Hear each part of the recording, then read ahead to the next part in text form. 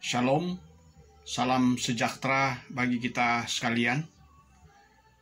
Pada kesempatan saat ini, sebagaimana sudah diatur oleh gereja kita, Gereja Masih Injili di Minahasa, sepanjang minggu ini kita akan merenungkan firman Tuhan yang terdapat dalam kitab Ulangan pasal 24 ayat 6 sampai dengan 22. Sekali lagi, kitab Ulangan pasal 24 ayat 6 sampai 22 dengan perikop atau judul yang diberikan oleh Lembaga Alkitab Indonesia, yaitu tentang melindungi sesama manusia. Dan dalam tema gereja kita, yaitu keadilan yang menghidupkan. Sesuai dengan pembacaan firman Tuhan ini, saya berharap jemaat dapat membaca sendiri, dan saya akan merenungkan tentang firman Tuhan ini sesuai dengan pedoman MTPJ atau menjabarkan trilogi pembangunan jemaat. Jemaat sekalian, kitab Ulangan ini adalah kitab kelima dari kitab Musa yang kita kenal dengan Taurat Musa, atau juga dalam istilah lain adalah Pentateuk. Jadi ada 5 kitab Musa, yaitu Kejadian, Keluaran, Imamat, Bilangan, dan Ulangan. Kitab Ulangan ini merupakan kitab yang ditulis dan disampaikan kepada umat Israel di masa transisi, di saat orang Israel akan memasuki tanah Kanaan setelah 40 tahun dalam perjalanan keluar dari tanah Mesir menuju Kanaan. Dan peristiwa yang dibahas dalam kitab Ulangan ini adalah hal-hal yang terkait dengan aturan-aturan dan pengalaman-pengalaman juga yang sudah dijalani oleh bangsa Israel selama 40 tahun. Dan dari tahun yang ke-40 saat mereka akan masuk tanah Kanaan, itu berarti bahwa sudah ada generasi-generasi baru, di mana generasi-generasi yang lama dari bangsa Israel itu sudah banyak yang meninggal dunia, dan otomatis yang tersisa adalah generasi baru. Nah, generasi baru orang Israel ini tidak merasakan penderitaan yang dialami oleh nenek moyangnya di masa hidup sebagai orang asing di tanah Mesir, sampai pada akhirnya mereka bisa keluar dari Mesir dan dibimbing oleh Musa. Apa yang dilakukan oleh Musa sesuai dengan kitab Ulangan ini adalah mau mengingatkan kembali kepada umat Israel agar mereka tetap teguh dalam iman dan tetap pada ajaran-ajaran yang dia sudah sampaikan selama dalam perjalanan mulai dari Mesir sampai ke tanah Kanaan.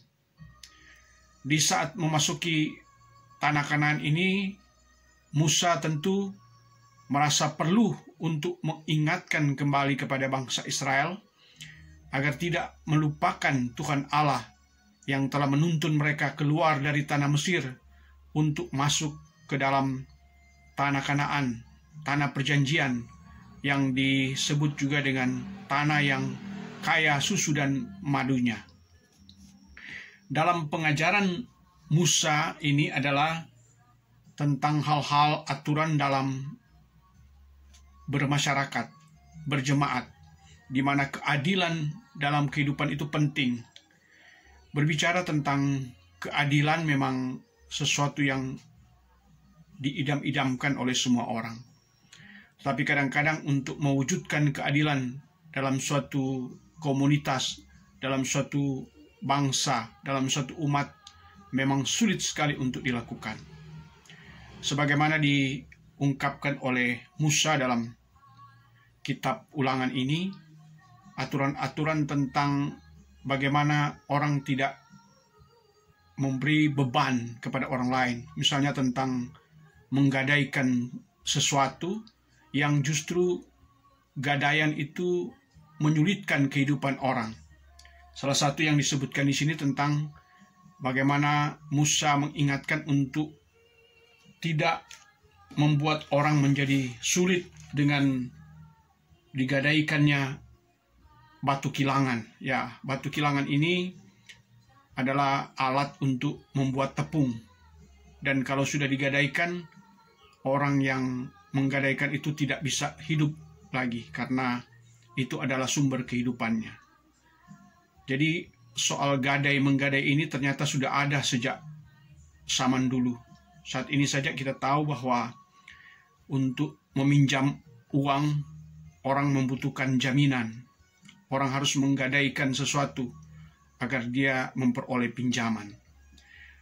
Tapi di lain pihak, sebenarnya kalau kita melihat juga, di satu sisi orang terpaksa menggadaikan sesuatu, tetapi di sisi lain, orang malah melakukan korupsi. Inilah ketidakadilan.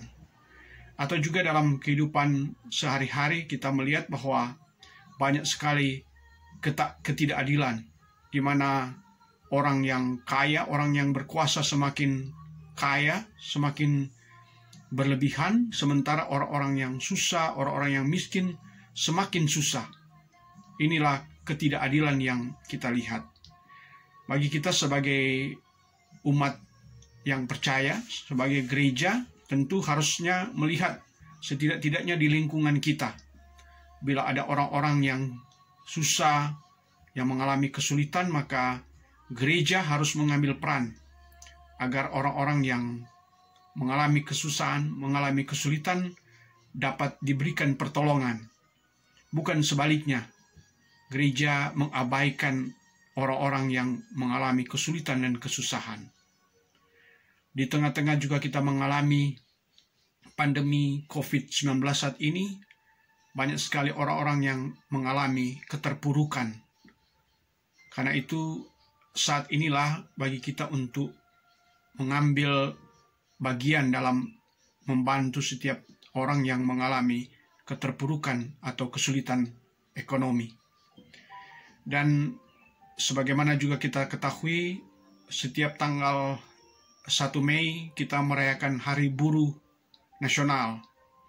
Di situ kita boleh merenungkan bagaimana sikap kita untuk membela kaum buruh dalam memperoleh keadilan.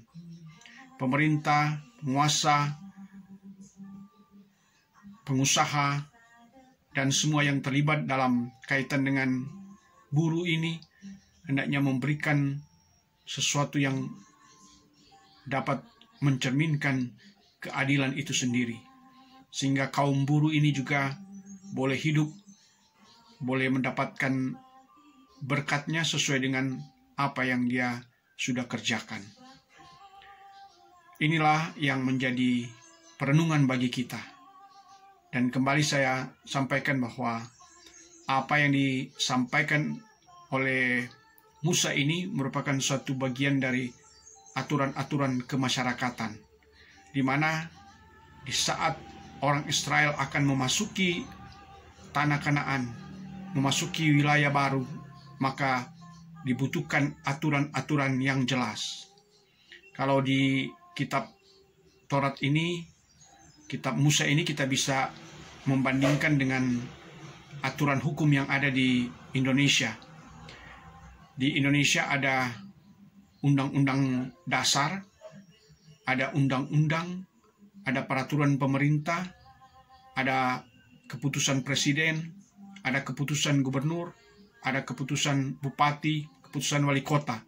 Itu semua adalah aturan-aturan pemerintah.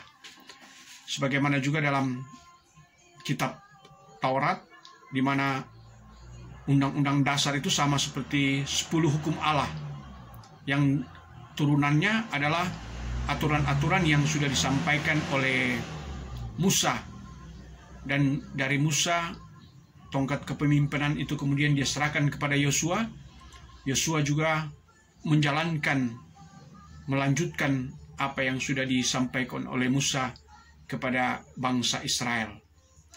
Itulah yang patut kita renungkan sebagai warga gereja, terutama bagi pemimpin-pemimpin gereja, juga kepada yang dipercayakan sebagai pemimpin-pemimpin dalam pemerintahan.